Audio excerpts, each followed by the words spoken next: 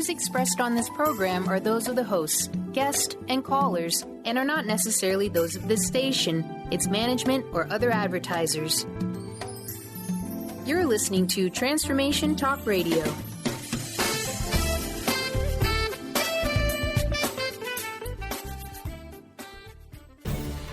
Get ready for a game changer.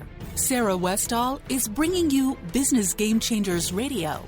Mondays at noon Pacific, 3 Eastern, Sarah will bring you leading experts, visionaries, and newsmakers who provide the best commentary on big issues and cutting-edge innovations. Sarah's 20 years as a business executive will help you think like an entrepreneur with expertise, energy, and attitude. Now here's your host, Sarah Westall.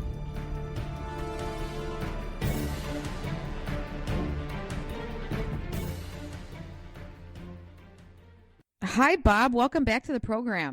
I'm glad to be back on.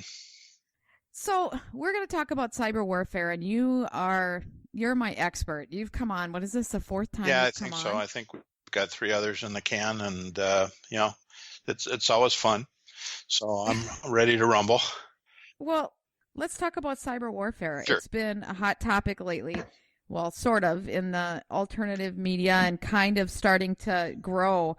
But how pervasive is cyber warfare? Well, my comments are quite clearly going to be a guess because most cyber warfare is, kept secret from pretty much everybody except when it can't be. But I'm assuming that cyber warfare has become quite pervasive and that we have our own, cyber corps here in the United States and there are and that cyber, was created. Yeah, that was yep. That was because NSA can't do offensive attacks. They're supposed to do security. Right. So they created cyber warfare. Now, is that part of NSA or part of a different organization altogether? It's part of the Department of Defense, but it's definitely connected with the NSA. Well, they work together, but they created actually it. Sit in the same building in Maryland. They sit right next to each other, but they created another unit so it could be legal. Yep, that's right. Yeah. Yeah, because everything's illegal until you figure out how to make it legal. So, but do we need a cyber war group? Yeah, I really think we do. And what's sort of amusing is, you've got, countries as small as Syria. They're at the Syrian Electronic Army, and the Iranians have a cyber war group.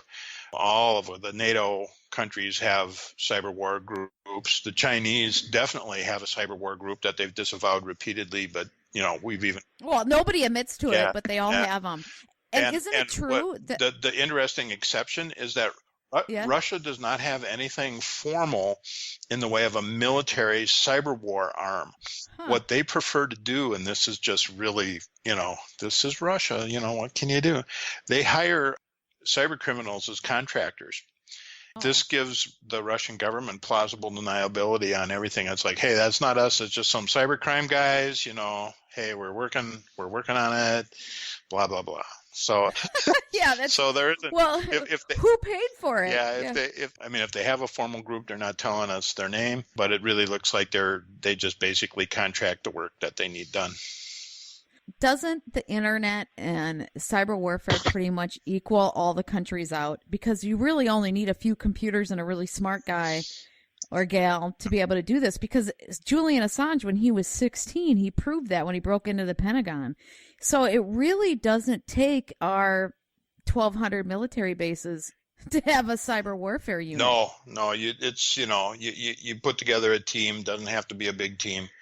Good facilities and they don't even have to be in the same place. Although, I just imagine there's some synergies in having everybody in a room, but you wouldn't have to do that.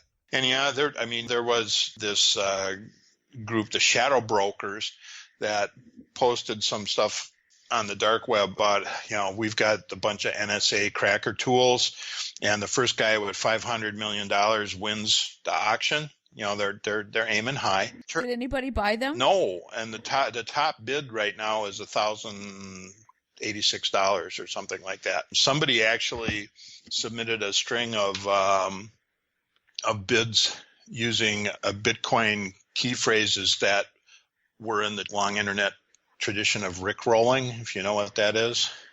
I don't. Yeah, but anyway, there's a singer, I can't remember his name, but he's kind of a meme out there. If you look up Rick Rolling on it, it's not really significant here other than it's just humorous aside. But these guys, whoever the shadow brokers are peeved because it's like, you guys are all weenies. This is really good stuff. We're not giving it away for free, blah, blah, blah. But the nature of the auction is a little bizarre too, in that you basically escrow, a certain amount of Bitcoin to be in the auction. Well, the basic plan is the seller is going to take all the money, not just the winning bid, but all the money. Well, yeah. And it's sort of like, well, duh, that's why it's not going to work, Jack. They're idiots then. They're taking all the money. It's like you went to buy a car and there was one car on the lot and 100 people there and everybody's bidding on it. And then the dealer keeps everybody's money and one guy gets a car. You'd burn the place down. But, hey, the internet's dark web is sort of a different place. So, well, you can learn a lot on the dark web as far as what's going on. It's pretty much known on the dark web that cyber warfare is going on and what. Yeah. They're first to know. They're the ones doing it in a lot of cases. Let's talk about the ones that we can see. And the one I'm going to use as an example kind of leads into something else we're going to talk about in a bit. But last year around Christmas time, a big section of Ukraine went dark. Somebody hacked their electric grid and turned off the lights for a matter of a few days. And it's widely assumed that it was the Russians, although, of course, they denied it. And when, the people who did the forensic backtracking on it, it did kind of lead to a cybercrime group, but that's their style, contractors. So anyway, we are seeing nation states taking the cyber attack approach. Now, to be fair, the old school warfare way of taking out the electric grid was through bombing. The destruction there is not recoverable in a time frame of days. You're dark until you build a new power plant. Sure, yeah. And so, I hate to say that I'm a fan, but cyber war at least can be undone.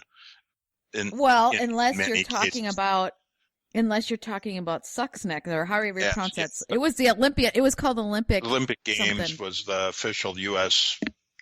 name for it. They were blowing up nuclear centrifuges. Yeah. For separating uranium gas and concentrating it into a solid metal. Yeah, that was a nifty piece of code writing.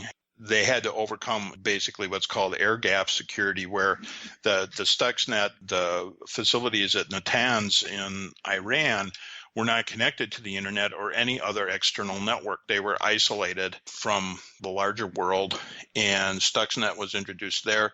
Basically on flash drives. The agents who deployed this basically left flash drives sitting around in places where workers congregated and just hoped that they'd basically be greedy and curious and pick them up and plug them in. And that's how that worked. That's funny, actually. Yeah. The problem with Stuxnet had an auto-destruct piece in the code that basically said, run for so long and then clean yourself up and die.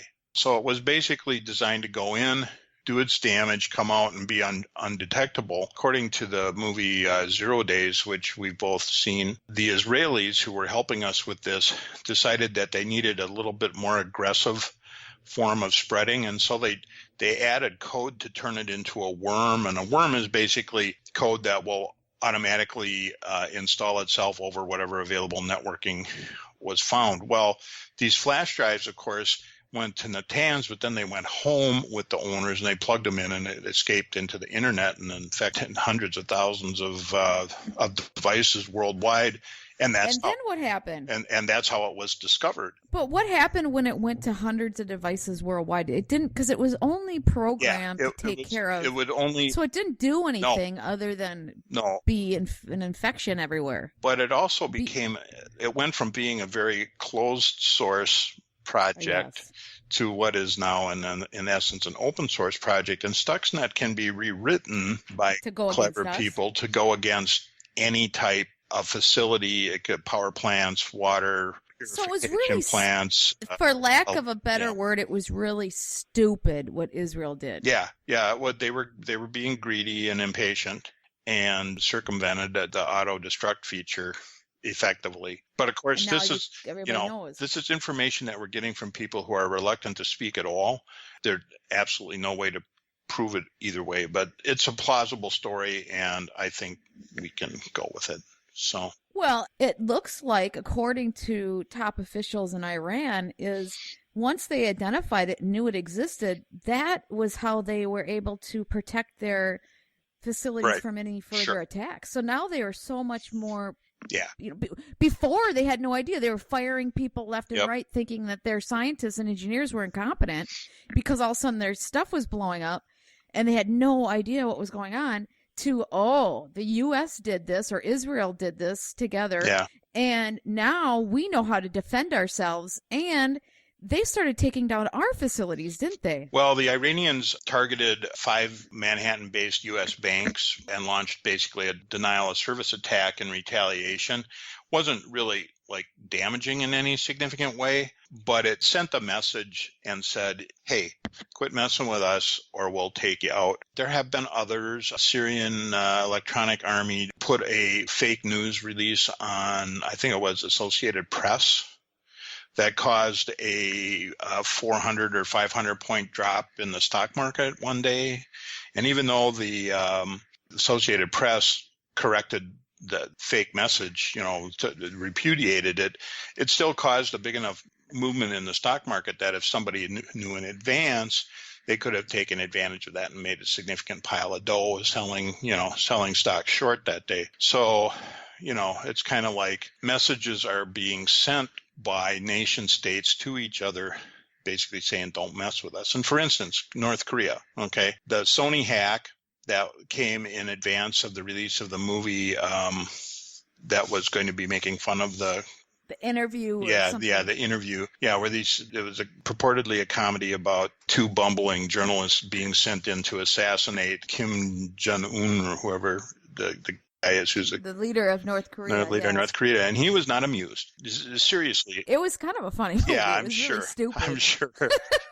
But it was stupid, but it was funny. But the movie was being produced by Sony, and so the North Koreans basically ransacked the saved files of the Sony Corporation and released all sorts of embarrassing and interesting information online, and it cost Sony millions of dollars to clean it up, because nearly every system on their network was infected. And so, it wasn't a trivial reprisal. It was actually very effective and really pinpoint, this is pinpoint bombing, if you will, the kind where we saw during Iran War 1, where we could watch the bomb drop into a chimney hole.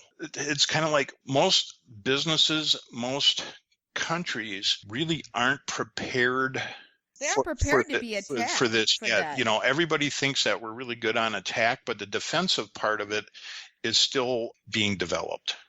Well, the group Anonymous has notoriously went after the Church of Scientology and shut their servers down, and they clogged them up.